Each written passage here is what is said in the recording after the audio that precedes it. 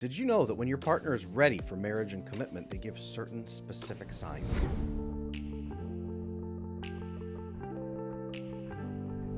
I'm here today to teach you what those signs are. I am Adam Lane Smith, the attachment specialist, and I was a marriage family therapist for years. I saw great marriages and terrible marriages. And the good marriages that I saw had some specific features in place. I'm going to teach you those here today so that you know exactly what to look for when your partner is signaling that they are ready for that full-time commitment. So today, as we talk about commitment, bonding, attachment, all of those connections, I'm going to have a couple resources to share with you. And if you want more information, check out my website, adamlanesmith.com, where I have tons of resources to help couples get bonded, fix their attachment, improve their conflict resolution, and build a happy life together that invests in the next 50 years. And don't worry, if you don't know what the signs of commitment are yet, I'm going to make these really clear. My specialty is practical steps that are easy to track so that you can make a beautiful bullet point list that's going to show you exactly what to look for. In fact, I recommend you watch this video first on your own and then consider watching it with your partner, because if you're already commitment minded, check out this video and say, do we have these things here together? Are we ready to go to that next step? So commitment and bonding and intimacy and all of this, what does it actually mean? I need to define commitment for you because most people have no freaking clue what they are actually committing to. Modern day says we are committing to being a couple and giving each other good feelings until one of us dies. And that one wins because the other one is all alone. Ha ha, good luck with Social Security. That's what modern marriage and modern commitment is. No wonder most people say, marriage is just a piece of paper. That's what most people think it is. That is not at all what it is. And today I'm going to show you exactly what commitment is so you can start seeing if you and your partner are ready for it. So think of commitment like this. What are you committing to? Well, number one, what are you together as a couple going to build and create better than you can build and create all alone on your own individually? For most people, that's probably a biological family that they are going to take care of. Kids, grandkids, great-grandkids, fantastic.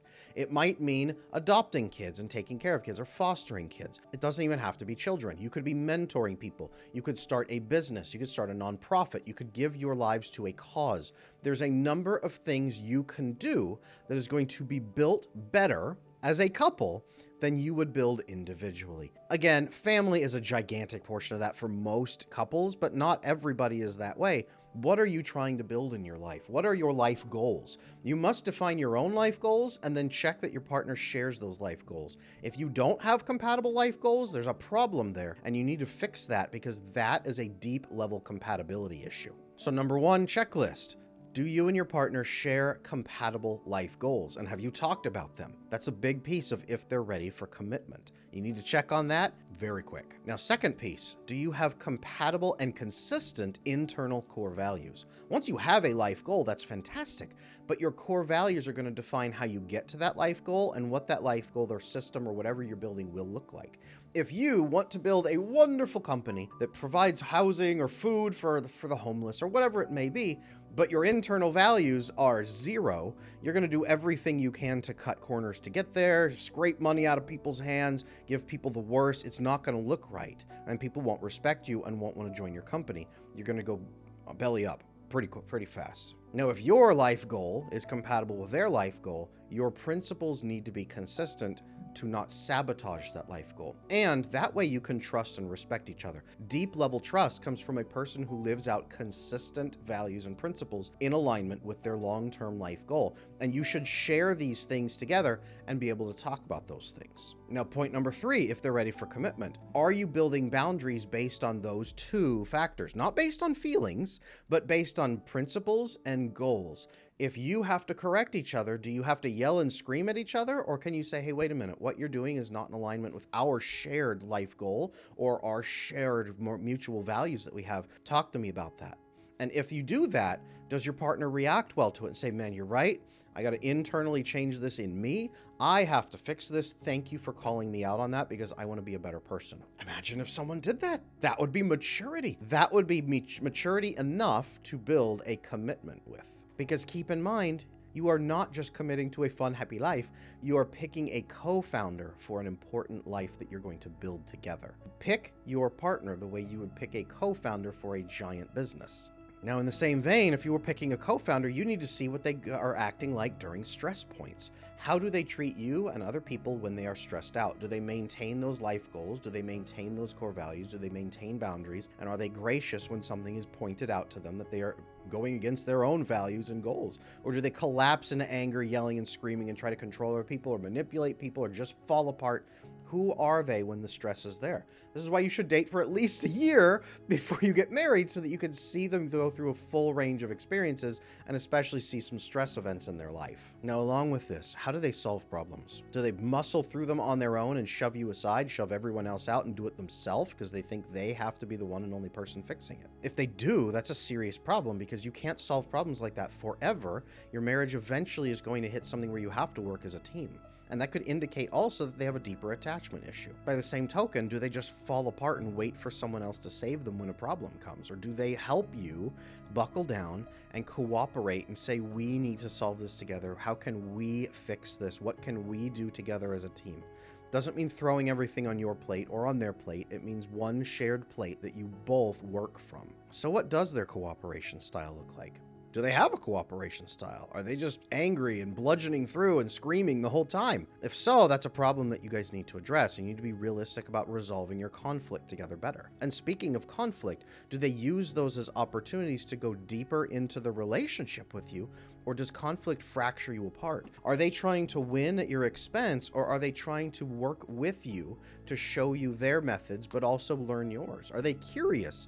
Are they learning about you and open to your ideas? Or are they constantly defending against you? Is conflict then an opportunity to grow together, or is it a complete catastrophe every time that risks destroying the relationship over the smallest conflict? So by now, you're seeing what a more secure relationship should look like. You've got those 5 or 6 bullet points right there.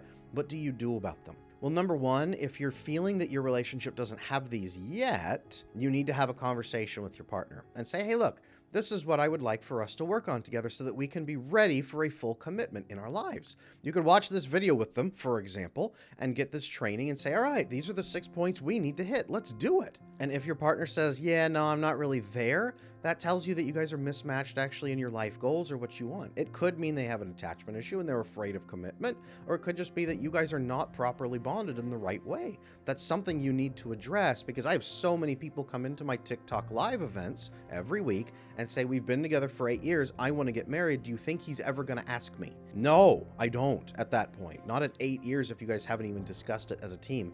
You need to be having these discussions early on and as an ongoing process for, are we ready or are we not? Now, if you find that attachment issues are in the way and the other person is anxiously attached, avoidantly attached, disorganized attached, if you are one of those pieces, that can really get in the way of all of these things. In fact, attachment issues shut down all of these points and make them more complicated so that you can't have those conversations. It creates such fear spikes when you try that it shuts things down in the brain and makes it harder to even discuss these things logically. It's a big problem, so you've got to fix those attachment issues. Any couple who's looking to build deeper commitment, I recommend one of 2 things. Number one is to take my Attachment Bootcamp video course that's going to walk you through fixing attachment together and make you have some of these conversations so that you can follow through on them. Another option is to come into my coaching practice and sit down for a full assessment on your relationship. We could work together and build a plan to get you guys back on track if you are feeling far off. I also offer premarital coaching. So if you want some information on how you're doing as a couple, and I can walk you through the difficult, painful conversations you need to be having, let me know. Drop me a comment below, shoot me an email, or you can sign up on the link in the description below and get that coaching from me. The point is, if you don't have these pieces yet, you need to build them as a couple. Have those conversations. Don't be afraid. Open up and tell your partner, I would love to commit with you and build something amazing. To get there, here's these 6 points on this video that we need to follow through. Let's do this and let's build this together. Write them out, put them on a whiteboard, say marriage plan, and write out each of them and say, let's have some conversations that are going to guide us through these pieces right here. All right, let's figure out our individual principles, then we'll come back and talk to them. And then we'll be realistic about if we're following through on them in our daily life or if we kind of fall short here or there. there. And then let's build a plan to work on that so that we don't fall short on them anymore. If you find that you haven't defined your life goals, your unifying goal together as a team, your mission statement, right? What you're going to be building, sit down and talk about that. What would you love for your legacy to be in your life? What would you like for your life to build up and create? What do you want left at the end of our life together? Conflict resolution can be as simple as saying, I'm going to commit right now to working with you as a team because I don't want to win at your expense because then we both lose. I want us to fix this as a couple and solve those problems so we both feel great. Can we do that together?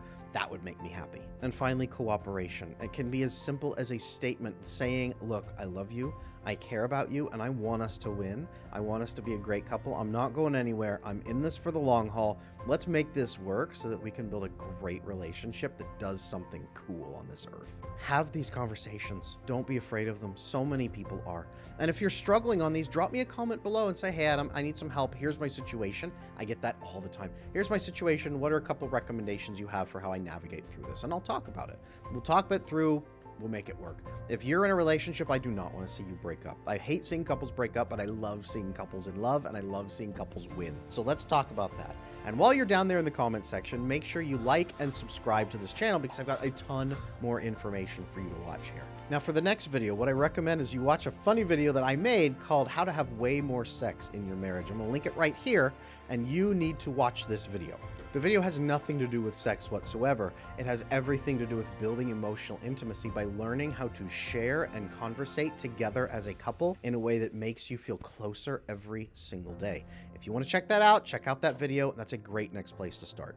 Again, if you want to check out my coaching or my attachment bootcamp course, click down into the description. I'll have links for both of those in there. So you can take those as a couple if you're finding that you need some improvement on your attachment or you just want to bond together more deeply. That can fix your relationship, but it also can boost it and increase the communication that you guys have. So for now, get out there, have those conversations, and build an incredible relationship full of commitment.